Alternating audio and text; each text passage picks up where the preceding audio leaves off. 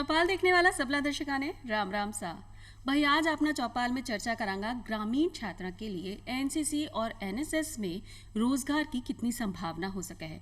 कौन सा छात्र एनसीसी चुन सके है, कौन सा छात्र एनएसएस चुन सके है, इस सब के बारे में चर्चा होगी। और आ दुनिया संगठन है कि इको विस्तार से वर्णन आपा कर सका। अगर एनएसएस की बात कर रहा तो समाज सेवा से जुड़ेड़ा काम या सामाजिक संस्था में अगर आपने जुड़ाव है तो आप एनएसएस ने चुन चुको हो। अगर आपने सेना में भर्ती चाहिए या प्राकृतिक आपदाओं के खिलाफ आपने लड़बा की ताकत है तो आप एनसीसी ने चुन सको हो। इका पारा में पूरा विस्तार से चर्चा करवा के लिए आज अपने साथ पधार्या है डॉक्टर धर्मेंद्र सिंह जी, जो कि राज्य संपर्क अधिकारी है एनसीसी एनएसएस में राजस्थान सरकार से। डॉक्टर साहब आपको बहुत बहुत स्वागत है चौपाल में।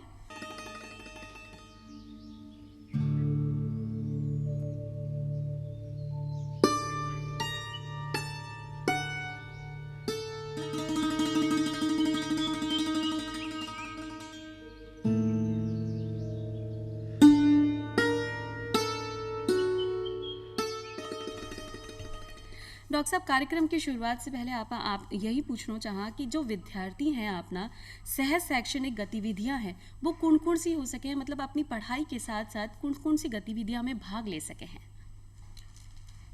विद्यालय, महाविद्यालय और विश्वविद्यालय जी, तीनों स्तर पर जो विद्यार्थी हैं वो 4 तरह की अन्य गतिविधियां होती हैं, उनमें से अपनी इच्छा अनुसार वो भाग ले सकता है। जैसे स्पोर्ट्स है, अगर वो अपनी इच्छा रखता है स्पोर्ट्स में अच्छा बनना चाहता है तो खेलकूद में जा सकता है। और अगर वो समाज से सेवा से संबंधित कार्य करना चाहता है तो वो एनएसएस में जा सकता है। और अगर किसी विद्यार्थी की रुचि है कि उसे देश की सेवा करनी है तो फौज में जाने के लिए चाहे वो अफसर बनना हो चाहे उसे सैनिक बनना हो तो वो एनसीसी ले सकता है। और समाज जैसे तरीके से एनएसएस है उसी तरीके से स्काउट गाइड भी है, वो भी समाज सेवा से संबंधित ही कार्य करते हैं। तो इस तरीके से वो आपके स्काउट गाइड में भी जा सकता है। जैसे जो बच्चे होते हैं हमें उन्हें स्काउट बोलते हैं और जो बच्चियां होती हैं उनको हम गाइड बोलते हैं। तो इस तरीके से 4 जो विंग हैं इनमें से विद्यार्थी किसी को भी चयन कर सकता है जिस फील्ड में वो अपनी रुचि रखता हो। जी, अपनी पसंद के अनुसार विद्यार्थी इन्हें चयन कर सके है और अपनी शिक्षा के साथ साथ इनमें भाग ले सके, इन संगठन से जुड़ सके है। तो आज जो आप चर्चा कर रहे हैं कि अपना ग्रामीण छात्रा के लिए एनसीसी और एनएसएस में जो रोजगार की संभावना है भी पे आप चर्चा करांगा। तो सबसे पहले धर्मेंद्र जी आई पूछा कि भाई जो एनएसएस है वो क्या है, इनको विस्तार से एक बार वर्णन कीजिए। एनएसएस हमारे देश जब आज़ाद हुआ उसके बाद में ये गठन किया गया कि ये जो विद्यार्थी हैं इनको हमारे देश के लिए समाज के बारे में पूरी जानकारी प्राप्त करें कि भाई सामाजिक प्राणी हैं तो समाज में किस तरीके से हमें रहना है, किस तरीके का व्यवहार करना है। और देश की सेवा से संबंधित भी अगर कार्य करनी है तो जो एनसीसी है उसमें जा कर के तो उस समय शुरुआत की गई 24 सितंबर 1969 को इसका शुरुआत की गई आज़ादी के बाद में कि ये एनएसएस के रूप में राष्ट्रीय सेवा योजना के रूप में ये विद्यालय से लेकर के महाविद्यालय और विश्वविद्यालय स्तर पर इनको रखा जाए, जिससे कि बच्चा सामाजिक तौर तरीके भी सीखे पढ़ने के साथ साथ और समाज में किस तरीके से रहना है, उसे किस तरीके से पेश आना है समाज में, इन सब जानकारियों के लिए राष्ट्रीय सेवा योजना को लागू किया गया। और शुरुआत में ये विश्वविद्यालयों फिर महाविद्यालय में ली गई, लेकिन इसके जो अनुदान की बात है वो भी केंद्र सरकार द्वारा अनुदान इसका दिया जाता है और वो नीचे के स्तर तक चाहे विद्यालय से लेकर के विश्वविद्यालय तक ये जितनी भी इकाइयां हैं उन सब में केंद्र सरकार के द्वारा अनुदान दे करके और फिर इसको इकाई को नीचे के स्तर तक चलाया जाता है। जी हाँ, नाम से ही साबित हुए है राष्ट्रीय सेवा योजना, यानी अगर कोई भी विद्यार्थी अपने मन में देश की सेवा को भाव लेकर आवे है तो वो अपनी पढ़ाई के साथ साथ एनएसएस से जुड़ सके है। इनमें आपने अपने चरित्र निर्माण भी हो जावे है, व्यक्तिगत व्यवस्था भी आवे है, आपने नैतिक शिक्षा को भी गान हो जावे है। जी हाँ, अभी डॉक्टर साहब ने बताया कि समाज में आपने किया व्यवहार करना है, आपने रहन सहन तरीकों कितना होना चाहिए, एक व्यक्ति की जो भावना है भी ठेस ना पहुंचे उस तरह को काम आप एनएसएस से जुड़कर कर सका। दूसरी बात आवे है एनसीसी की, तो एक बार एनसीसी के बारे में भी आपने जान लें जिससे आपने विद्यार्थी ने सही तरीके से पता चल जाए कि भाई आपकी रुचि एनएसएस की तरफ है या एनसीसी की तरफ है। जो विद्यार्थी देश की सेवा से संबंधित विचार रखते हैं या जो देश की सेवा करना चाहते हैं, तो पढ़ने के साथ साथ वो नेशनल कैडेट कॉर्प्स को भी ऑप्ट कर सकते हैं। जिस तरीके से राष्ट्रीय सेवा योजना, स्पोर्ट्स और स्काउटिंग है, उसी तरीके से चौथा स्तर है ये एनसीसी का। तो एनसीसी में जो है ये 15 जुलाई 1948 को शुरू की गई थी। तो ब्रिटिश पीरियड में 1942 में ही ये सोचा गया, ब्रिटिश जो लोग थे, कि इनको हम विश्वविद्यालय स्तर पर इसको रखें, जिससे कि हमारे बच्चे जो हैं वो उन चीज़ों के बारे में जान सके, देश की सेवा के प्रति उनको जानकारी हो सके। लेकिन उसके बाद में ये इतने साल निकल गए, तो फिर जाकर के ये 48 में जाकर के शुरू हो पाई। तो जो देश के प्रति अपना भाव रखते हैं या जो देश की सेवा फौज में रह के अफसर बनने के बाद या एक सैनिक बन करके, जिस तरीके से बच्चे की रुचि है या बच्चा जिस लेवल तक जा सकता है, अगर कोई गरीब है जिसको बहुत जल्दी नौकरी की भी ज़रूरत है, तो वो बच्चे अपने 12वीं करते ही और एनसीसी को अगर वो ऑप्ट कर लेता है और तो एनसीसी में रह करके उसका प्रमाण पत्र प्राप्त करके और फिर वो बच्चा जो है एक सैनिक के रूप में देश की सेवा कर सकता है और अपना सोर्स भी उसका नौकरी का जरिया भी हो जाता है। तो इस तरीके से एनसीसी को भी द्वारा प्रयोग किया। दोनों का ही उद्देश्य वाक्य भी है कि मतलब जिन उद्देश्य की पूर्ति के लिए इन दोनों संगठन की स्थापना हुई, जैसे कि अगर आप एनएसएस की बात करें तो एनएसएस को जो उद्देश्य वाक्य है वो क्या है? एनएसएस में मैं नहीं आप जी, ये नॉट मी बट यू, लेकिन ये इसलिए है कि समाज की सेवा करनी है तो हमें अपने लिए नहीं दूसरों के लिए सेवा करनी है जी। तो इसलिए ये रखा गया कि भाई मैं नहीं आप। लेकिन अभी मुश्किल से ये एक हफ्ता गुजरा है, केंद्र सरकार ने इसको बदल करके अंग्रेजी में तो नॉट मी बट यू ज्यों का त्यों रखा गया है, लेकिन हिंदी में स्वयं से पहले आप ये कर दिया गया है। तो हिंदी में अब इसका जो प्रयोग होगा वो स्वयं से पहले आप के रूप में प्रयोग होगा जी। इसी तरीके से जब हम एनसीसी की बात करते हैं तो एनसीसी में वो एकता एवं अनुशासन, यूनिटी एंड डिसिप्लिन, क्योंकि ये देश की रक्षा से संबंधित है और देश की रक्षा का पहला शब्द है डिसिप्लिन। और जो बच्चे डिसिप्लिन और यूनिटी में नहीं रहेंगे तो हम कोई भी देश अपनी रक्षा नहीं कर सकता है। तो इसीलिए इसका ध्येय वाक्य जो है वो एकता और अनुशासन रखा गया। जी, बहुत ही बढ़िया बात है कि अगर विद्यार्थी अपनी एकता बनाए रखा तो आप कोई भी काम कर सका। जी कि एक कहावत भी है कि अकेलो चनो भार नहीं फोड़ सके। तो बिया है कि भाई अनुशासन भी बहुत ज़्यादा ज़रूरी है और एकता अपनी ज़रूरी है। अगर आपने देश सेवा करनी है तो एनसीसी से जुड़ना है तो इन दोनों शब्दों को अर्थ भी आपने पता होना चाहिए, इन्हें अपना जीवन में उतारना भी चाहिए। और बिया ही जब राष्ट्रीय सेवा योजना की बात आए, जब सेवा की बात है तो आपने भूलकर आप दूसरा की सेवा करा तो सेवा ही अपनो पहलो धर्म हो जावे है। इले इमे सेवा ने प्राथमिकता दी गई है, यानी मैं नहीं आप, यानी खुद ने भूलकर आपा दूसरा की सेवा में लग जाए। विद्यार्थी इमे किया भाग ले सके हैं, इका बारे में भी अपना विद्यार्थियों ने पता होना चाहिए कि भाई कोई एनसीसी में जानो चाहे या एसएस में जानो चाहे वो किया जा सके है। विद्यार्थी जब स्कूल में, विद्यालय में या महाविद्यालय या विश्वविद्यालय जहाँ पर भी प्रवेश लेता है तो प्रवेश लेते वक्त ही जो एडमिशन फॉर्म है उसमें एक कॉलम होता है और कहीं कहीं पर ये अलग से एडमिशन का एक फॉर्म भी होता है। तो वो उसकी इच्छा है कि वो देश की सेवा सैनिक के रूप में अफसर बन के उस फील्ड में जा कर के और नौकरी पाने के बाद में देश की सेवा करना चाहता है तो वो एनसीसी में प्रवेश लेता है और वो समाज से संबंधित या सामाजिक जो जितने भी विभाग हैं एक समाज में रह करके और अपनी नौकरी करके और तब वो अपना जीवन यापन करना चाहता है तो वो राष्ट्रीय सेवा योजना को ऑप्ट करता है जी। तो इन दोनों की जब हम बात करते हैं तो उस वक्त वो ऑप्शन फॉर्म में भर देता है। तो जिस तरीके से जब वो ऑप्ट करते हैं उसको तो फिर उसके बाद में चयन होता है इनका।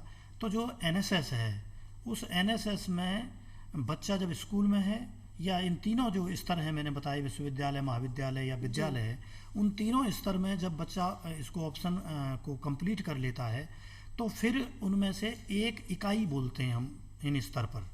एक इकाई में 100 बच्चे होते हैं एनएसएस में और उनका एक अधिकारी होता है। अच्छा। जिसको हम राष्ट्रीय सेवा योजना अधिकारी या प्रोग्राम ऑफिसर भी कहते हैं। तो वो जो प्रोग्राम ऑफिसर है वो सिलेक्शन करेगा इनका और 100 बच्चों में कभी कभी हम जो जो अनुदान है इसका, वो संस्था के लिए 100 बच्चों के ऊपर मिलता है।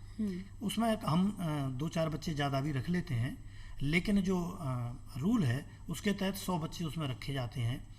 तो उन 100 बच्चों का चयन किया जाता है जो उसमें इच्छा जाहिर करते हैं। अगर कभी कभी ऐसा भी हो जाता है कि कहीं किसी भी संस्था में इनकी संख्या बहुत ज़्यादा है विद्यार्थियों की, और वहाँ पे एनएसएस की इकाइयाँ हैं, वो अगर 1 है या 2 हैं, तो उनमें जो अधिकारी हैं, अब 2 हैं तो 200 बच्चे लेने हैं। फॉर्म अगर ज़्यादा के आ जाते हैं तो उनका साक्षात्कार करके कि भाई आप ग्रेजुएशन के बाद महाविद्यालय में हैं तो क्या करना चाहते हैं, तो उनकी इच्छा जान करके कि वो कैसी सेवा करना चाहते हैं या किस तरीके से आगे लाइफ में बढ़ना चाहते हैं, उनके आधार पर उसमें से 100 बच्चे हम छांट लेते हैं 1 यूनिट के लिए, और उनकी लिस्ट निकाल करके और वो बच्चों का चयन कर लिया जाता है जी।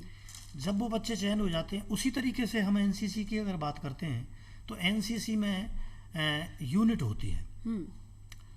मैं आपको बता दूं कि एनसीसी 3 तरह की होती है। जिस तरीके से फौज 3 तरह की है, थल सेना, जल सेना, वायु सेना, उसी तरीके से जो नेशनल कैडेट कॉर्प्स है वो हमारे पूरे हिंदुस्तान के जितने भी विश्वविद्यालय, महाविद्यालय या स्कूल हैं, उनमें जहाँ पर भी है तो प्रत्येक विंग नहीं होती।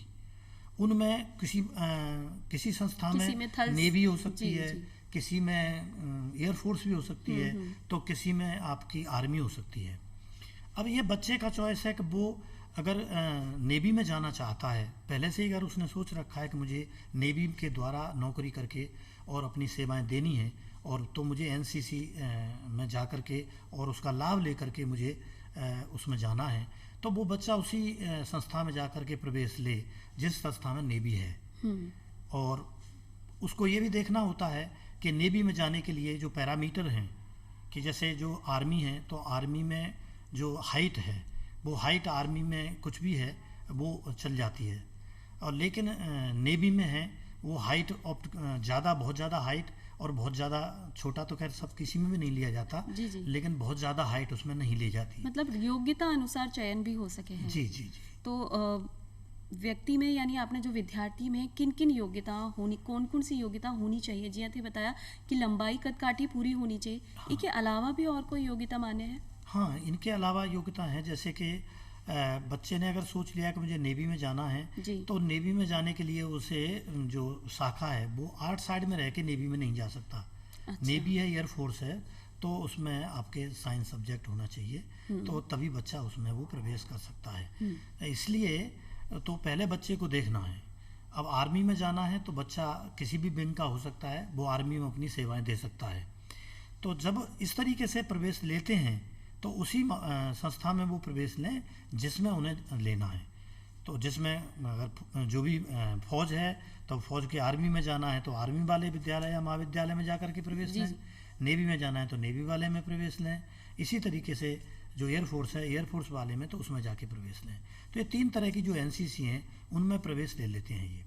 तो इसी तरीके से फिर 3 साल तक इन्हें विद्यार्थी रहते हुए और अपना उसमें ऑप्शन लेने के बाद में, चाहे वो एनएसएस का विद्यार्थी है चाहे वो एनसीसी का विद्यार्थी है, तो उनको 3 साल तक इसमें कार्य करना होता है।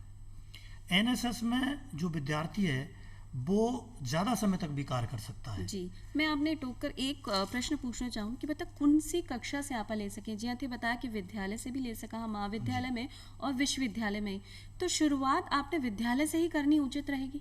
हाँ, अगर विद्यार्थी का टारगेट पहले से ही सोच रखा है उसने कि जैसे मुझे फौज में जाना है, हाँ। तो वो विद्यालय से ही एनसीसी ले सकता है। मतलब ज्यादा फायदा हो सके है आपने अपना भविष्य बढ़ावा के लिए, अगर आपने पहले से ही सोचता है तो। बिल्कुल। तो वो बच्चा अगर विद्यालय से ही अगर एनसीसी ले लेता है तो उसमें विद्यालय में जो एनसीसी होती है उसको हम जूनियर डिवीजन बोलते हैं, जेडी बोलते हैं शॉर्ट में जी। और जो महाविद्यालय या विश्वविद्यालय में होती है उसको हम एसडी बोलते हैं, सीनियर डिवीजन।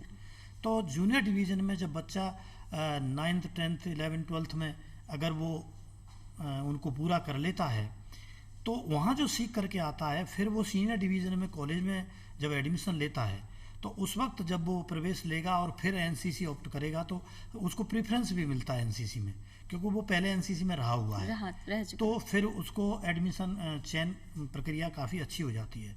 वर्तमान में हमारे जो देश में है अभी ये हालात हैं कि पहले आपने देखा होगा कि फ़ौज में जाने के लिए बड़ा कंपटीशन था, आज भी है, लेकिन पहले एनसीसी में जितना नहीं था जितना कंपटीशन आज है। आज के समय क्योंकि हमारे सरकार के द्वारा अब ये कर दिया गया है कि जो बच्चा एनसीसी में 3 साल तक रहेगा तो पहले साल में जब वो रहेगा उसको हम बोलते हैं ए प्रमाण पत्र, ए सर्टिफिकेट। दूसरी साल में रहेगा तो उसको बोलेंगे बी प्रमाण पत्र। तीसरी साल में रहेगा उसको बोलेंगे सी प्रमाण पत्र। तीनों साल में रह करके बीच में इसको 2 साल का भी किया गया था, ए प्रमाण पत्र हटा दिया था और बी और सी प्रमाण पत्र रखा गया था कि भाई 2 ही साल बच्चे एनसीसी के लिए काफ़ी है। लेकिन 1-2-3 साल ही रखने के बाद कुछ ऐसा लगा कि ये ज़रूरी नहीं है, 3 साल कम से कम रहना ज़रूरी है। तो पहले 3 साल में उनको शिविर करने होते थे कि बच्चा शिविर में जाता है और वो शिविर में रहेगा और 1 साल 1 शिविर करना होगा। और फिर इसके बाद में शिविर के अलावा बहुत सारे अलग तरह की एक्टिविटीज़ हैं, जैसे नेशनल इंटीग्रेशन कैंप है, एनआईसी हैं, और कंबाइंड एनुअल ट्रेनिंग कैंप है, जो जहाँ पर एनसीसी में वो महाविद्यालय में है उस एरिया को देखने के लिए एक फ़ौज का जो लेफ्टिनेंट कर्नल या कर्नल रैंक के जो लोग होते हैं उनको हम कमांडिंग ऑफिसर बोलते हैं। जी। तो वो जो कमांडिंग ऑफिसर हैं वो उनका एक कार्यालय होता है, उनका दायरा होता है, उसमें जितने भी स्कूल और कॉलेज या विश्वविद्यालय आते हैं वो उनके सबसे बड़ी पोस्ट होती है।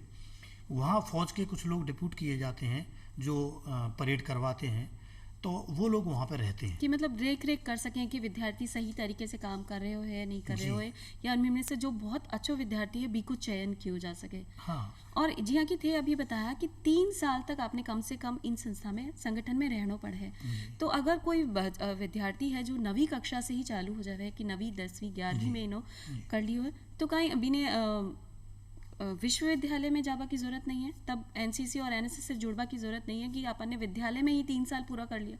नहीं, जिन विद्यार्थियों ने स्कूल में एनसीसी रखी है उनको महाविद्यालय में भी रखना बहुत ज़रूरी है कि जब आप फौज में जाना चाहते हैं, अफसर बनना चाहते हैं, सैनिक बनना चाहते हैं, तो जो कॉलेज की एनसीसी है उसमें वो सब चीज़ें सिखाई जाती हैं जो फौज में काफ़ी ज़रूरत होती है। तो इसलिए सीनियर डिवीज़न में या महाविद्यालय या विश्वविद्यालय में एनसीसी रखना बहुत ज़रूरी है।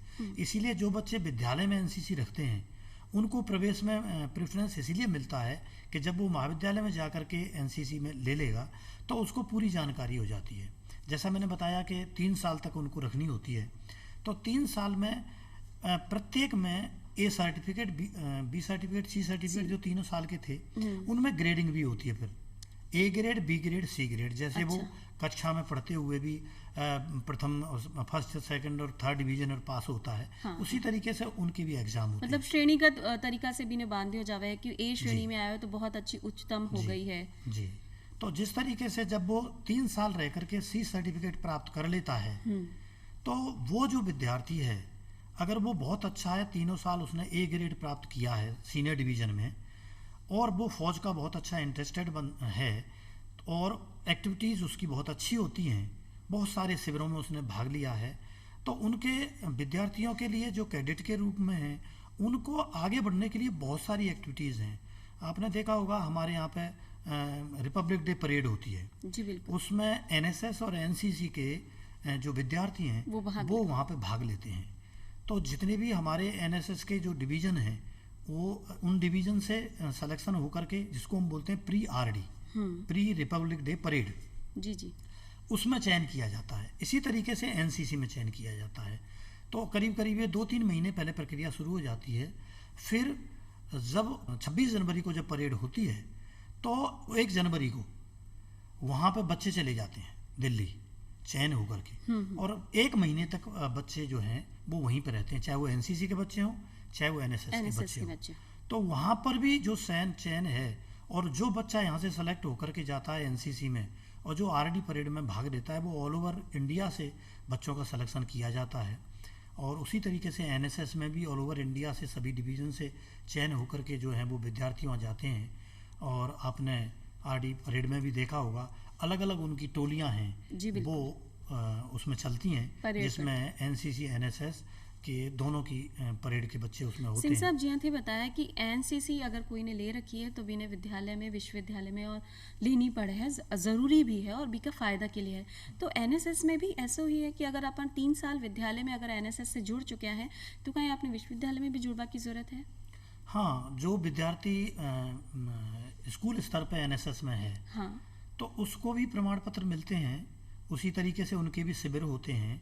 तो अगर वो महाविद्यालय में जाकर के इसमें इनको बेनिफिट एक तो प्रवेश में होता है, चाहे वो एनसीसी हो चाहे वो एनएसएस हो। इसी तरीके से जो एनएसएस एनसीसी के अलावा जो दो हमारी अलग से एक्टिविटीज़ और हैं जिन्हें हम स्पोर्ट्स और जो स्काउट गाइड है उनमें भी बच्चे होते हैं। इन चारों जो गतिविधियाँ हैं, इन चारों गतिविधियों में जो बच्चा स्कूल में है और स्कूल से कॉलेज में जाना चाहता है, जो कॉलेज में अंडर ग्रेजुएशन में है, स्नातक में है और वो स्नातकोत्तर में एडमिशन लेना चाहता है, किसी अच्छे विश्वविद्यालय में जाकर के एडमिशन लेना चाहता है, तो उन विद्यार्थियों को उनके द्वारा जो रखी गई एनसीसी या एनएसएस है उनमें कौन से ग्रेड प्राप्त किए हैं उन्होंने, कौन कौन से शिविरों में भाग लिया है।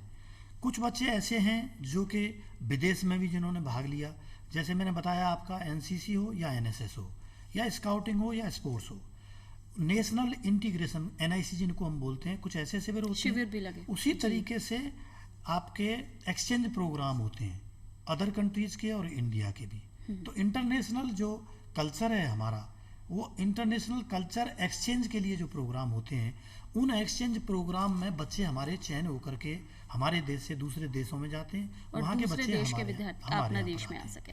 तो जो बच्चा उनमें गया हुआ है, जिस बच्चे ने आरडी में भाग लिया है, चाहे वो एनसीसी हो चाहे एनएसएस हो। अब उसके अलावा कुछ बच्चे ऐसे हैं उससे नीचे नेशनल इंटीग्रेशन कैंप है, वो भी नेशनल लेवल का होता है, उसमें उसने अगर भाग लिया है। कुछ बच्चे ऐसे हैं उससे नीचे हैं जो प्री आरडी में गए हैं, आरडी में शायद चयन नहीं हो सका, वो उससे नीचे आ गए। कुछ ऐसे बच्चे हैं जो स्टेट लेवल पर जिन्होंने काफ़ी एक्टिविटीज़ की हैं, तो स्टेट लेवल पर भी राज्य, जैसे मैं अभी पुरस्कारक वाले में भी बताऊंगा आपको, तो स्टेट लेवल पर उसने भाग लिया।